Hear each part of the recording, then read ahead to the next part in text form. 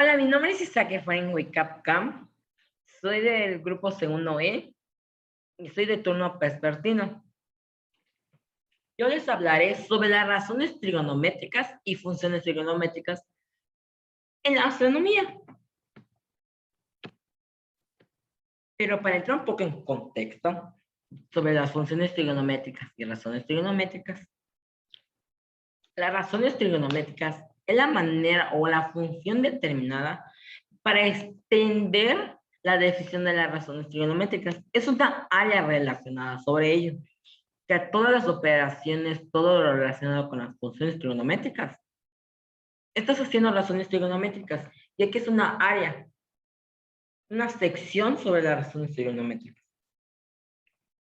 Estas se clasifican en 6 funciones trigonométricas, pero esas 6 se relacionan en 3, en recíprocas, coeficientes y pitagóricas. Y esas 6 ya variadas, sueltas, sin un lugar definido, se los voy a mostrar. No les voy a especificar en cuál se enfocan cada una, ya que dependiendo de la función que vayan a tener, se puede ir representando en cada una. El seno y su inversa, la cosecante, el coseno y su inverso, la secante y tangente y su inversa y la cotangente.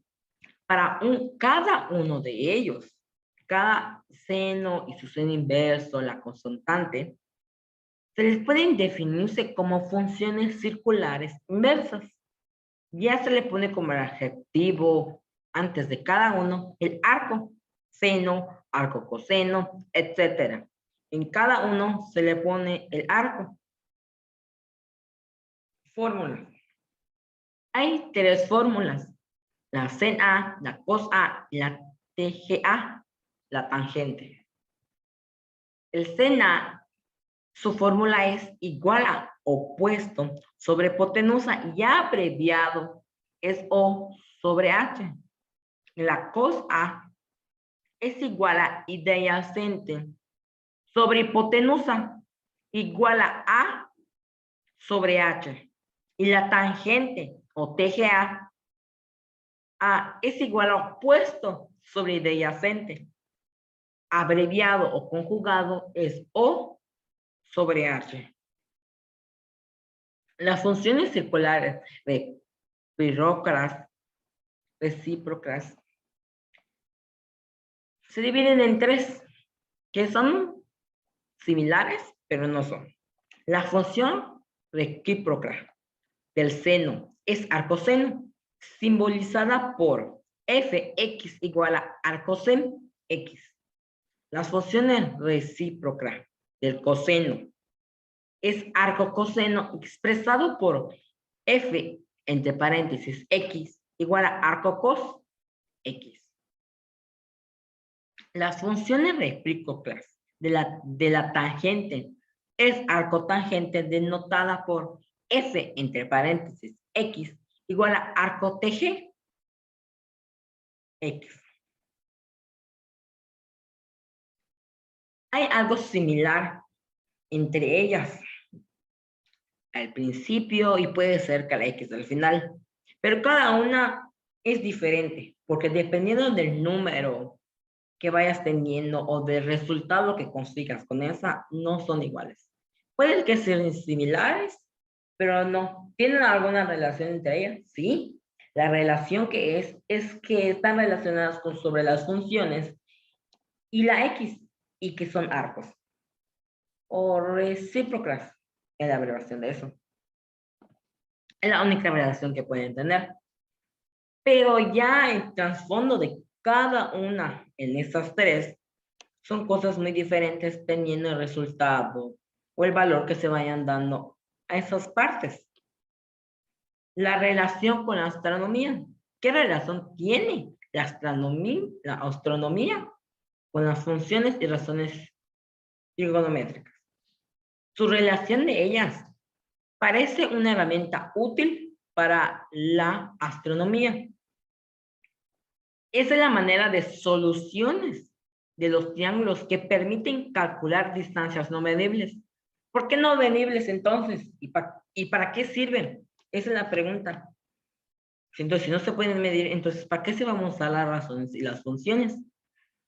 Sirven para tener medidas cercanas o aproximadas. ¿Por qué dicen no medibles? Ya que no se puede ir al punto o manera de ir al espacio que una persona o manera de poner un flex y ir hasta el otro extremo. No se puede. Por eso dice allá no medibles. Esos métodos directos, porque son directos, tienen sus formas y todo eso. El resultado es aproximado. O en algunos casos donde ya conocidos se pueden medir por años luz y todo eso, entre puntos geográficos y entre astros. ¿Por qué dice geográficos? De la posición que están en el sistema solar, en la galaxia. Y entre astros, me refiero entre astros, entre los puntos que forman ese astro, la forma que van teniendo cada uno. La aplicación, al desarrollarse, se desarrolló una astronomía esférica. Se aplicó una trigonométrica esférica.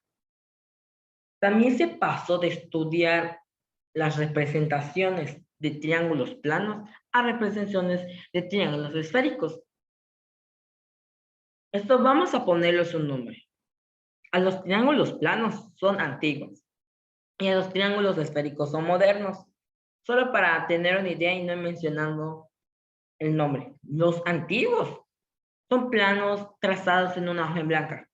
También los comunes, pero ahí era base, la altura y sacaba los lados. Y ya, para que más o menos tenga la idea de cómo es. Hay una representación allá, pero esférica, en imagen. Así eran los triángulos planos. Los esféricos eran desde el punto de una esfera, teniendo cierta medida, el círculo remarcado en la hoja. De ahí se sacaba el centro y de ahí era el punto inicial para trazar todo el triángulo. Hasta el otro punto finalizado, donde terminaba el triángulo, donde del punto inicial se sacaba la altura y se hacía otro círculo, obviamente con el radio o el diámetro deseado de la persona que traza ese plano.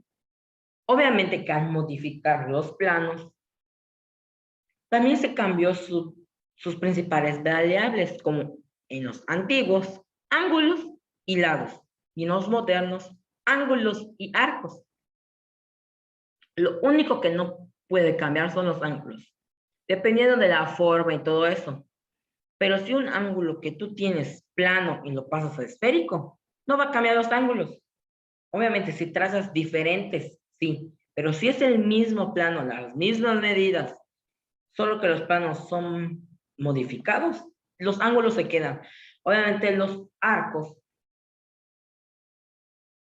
son las maneras, como es esférico la base, en pocas palabras, de ahí se van sacando los arcos definidos. Al trazarse y todo eso, muestra como una manera ya tridimensional, ya como un poco más apta, un poquito más sencilla de leer para la persona que esté estudiando esos planos. El ejemplo que yo les doy es que aquí les muestra una esfera alrededor del Sol, que es esta. Esta es, y el punto inicial es este. De ahí se sacó cierto radio para formar ese círculo, es el punto medio del Sol. Y aquí puede demostrarse la Tierra en enero, en el lado norte, y la Tierra en el lado sur, pero en la posición que está en el mes de julio. Del punto de partida, que es en el centro del Sol, se trazó cierta medida para llegar al punto donde ellos, vamos a ponerle que este es un astro, es el planeta. la parte subrayada con rojo. De ahí se muestra del centro a la Tierra en la posición de enero o al norte, es el D, es el cateto D, opuesto de P, del ángulo P. El ángulo P es este ángulo. Y también se muestra que la base es el D, que es el cateto adyacente de P, la base de ese ángulo. ¿Por qué les digo que en el plano antiguo, al pasar el plano moderno, no cambia el ángulo? Les voy a explicar por qué. ¿Por qué no cambia? Si esto lo convertimos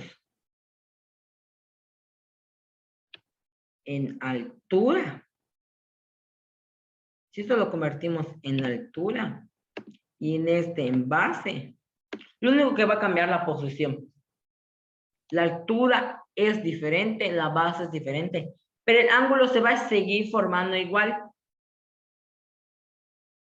Y también, y aquí varía también, esa es la base y esa es la altura. Esta es la base y la altura, si ese se queda como base y esta como altura, solo se cambia la posición, pero sigue siendo el mismo ángulo y siempre o la misma hipotenusa. Si se pone como altura y esta como base, como está en el ejemplo, es lo mismo. Por eso digo que del plano antiguo al común, lo único que cambia la manera representativa de las formas, pero sigue siendo el mismo ángulo y el simple o la misma hipotenusa. Aquí el ejemplo que doy no tienen valor a letras, es para que entiendan más o menos cómo se va relacionando o cómo tiene relación la función trigonométrica con las razones trigonométricas. Y abajo muestran la fórmula de tangente. Muestran la fórmula de tangente, o les muestro la fórmula de tangente del cateto opuesto D sobre el cateto adyacente de D. Ahí sí va a ir variando la fórmula que se va a ir dando. Aquí les muestro las fórmulas que les acabo de mostrar, y aquí les muestro mis fuentes de investigación. Estas fuentes de investigación, algunas fueron tomadas del libro y algunas fueron tomadas de estas fuentes, donde yo puedo explicarles para que ustedes puedan entender cómo son las razones trigonométricas con la astronomía. Espero que hayan entendido todo sobre este tema. Yo me despido. Mi nombre es Isaac Efraín Huicapca y espero que hayan entendido el tema.